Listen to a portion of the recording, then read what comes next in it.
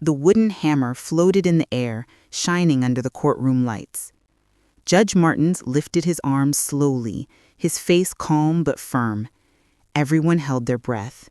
The room was so quiet that even a heartbeat could be heard. "Elena Adams," he began, his deep voice filling every corner of the hall. Elena closed her eyes, a single tear sliding down her cheek. Then, bang! The courtroom doors flew open. A thin man stumbled in, his coat torn and his beard unkempt. His chest moved up and down as if he had run for his life. "Please," he shouted, his voice breaking, "don't punish her. She is innocent." Gasps filled the room. A woman covered her mouth. The clerk dropped his pen. The judge froze, his hammer still in the air. Slowly, he lowered his arm and looked at the stranger. The man held up an old phone tied with a rubber band. His hands shook, and his eyes were wet. "My lord," he whispered, "I have the truth." The air became heavy. No one dared to breathe. Elena stood in the dock, trembling. She was rich, powerful, admired by many, but in this moment, she looked like a scared little girl.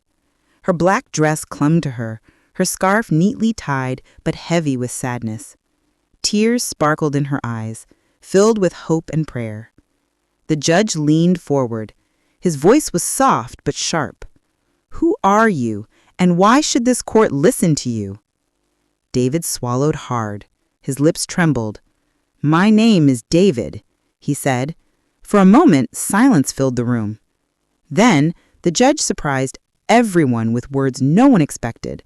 "Let him speak." The room broke into whispers, like rain on a roof. Guards stepped closer, ready to hold the man if he lied. But David didn't flinch. His eyes stayed steady on the judge. His voice shook, but his words had strength. "That morning, Mr. Victor Adams died. I was in the old building next to their house. I saw everything." David's chest rose and fell as he stood in front of the judge. His clothes were dusty, and his shoes were almost broken. People in the gallery looked at him like he didn't belong, like he was just a shadow who had wandered into the wrong place. But his eyes were steady, filled with something no one could ignore. Truth. Judge Martins leaned back in his chair, studying the man. He said, "You say you saw something. Then speak. But remember, every word you say here is life or death." David nodded, though his lips trembled. "That morning," he began, his thin but clear voice, "the morning Mr. Victor Adams died, I was inside the old unfinished house next to their mansion." Gasps echoed again. The room leaned closer, as if every ear wanted to catch his next words.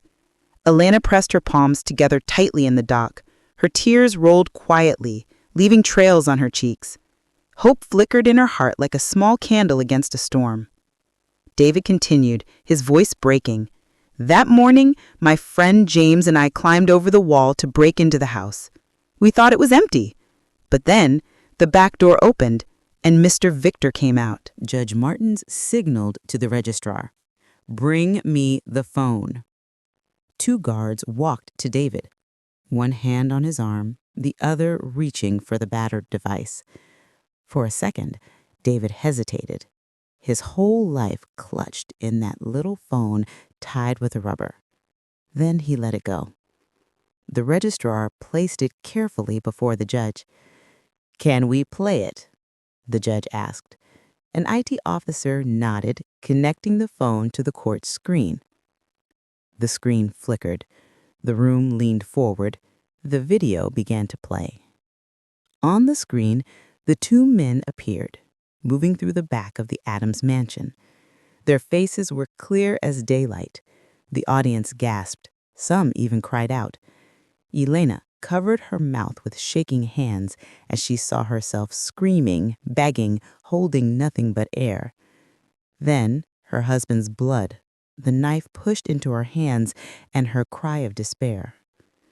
Gasps turned to murmurs. Names were whispered. A woman fainted in the gallery. The judge raised his hand for silence. The faces of the killers were frozen on the screen. Everyone saw. Everyone knew. The doors burst open again. Guards dragged the two men into the courtroom, shackled and rough. People rose to their feet, shouting, pointing, some weeping. The killers stared at the floor. The judge's voice was stern. "Do you deny what we have seen?" One man shook his head, his lips trembling. "We were sent," he whispered. "By who?" the judge asked. The man lifted his eyes, his voice cracked. "Henry Owena. He paid us." The name dropped like thunder. People screamed. Yelena's knees buckled, and she almost fell, catching the edge of the dock. Henry, her own business rival, a man she once trusted, had betrayed her.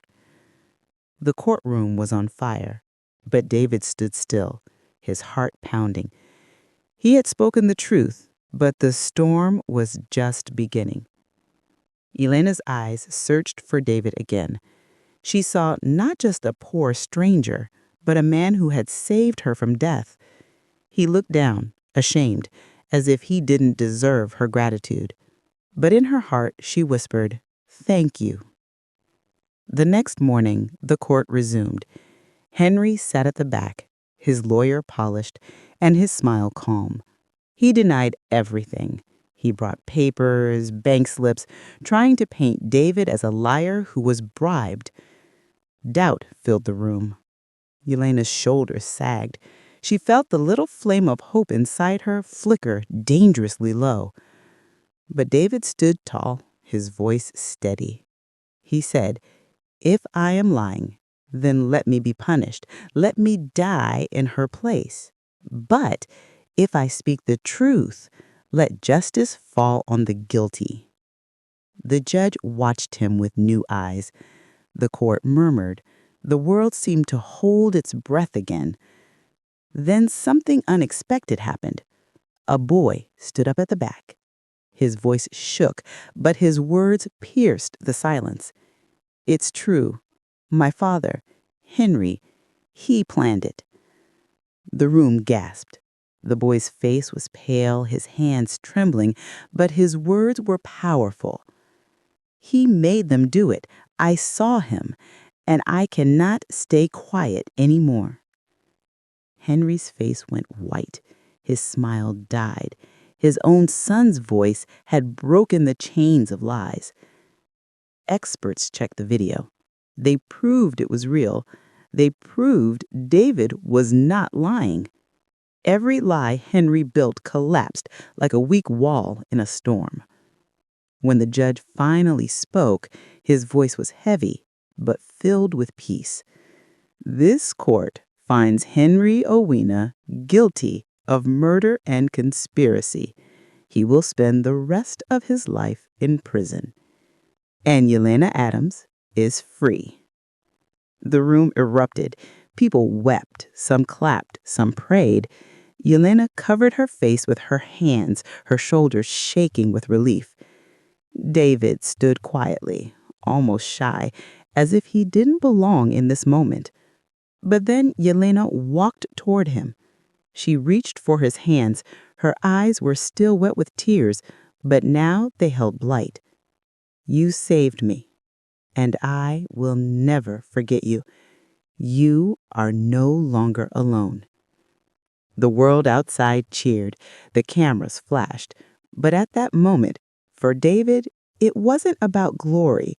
It was about the truth. It was about courage. It was about a broken man who finally found his voice and gave someone else back her life.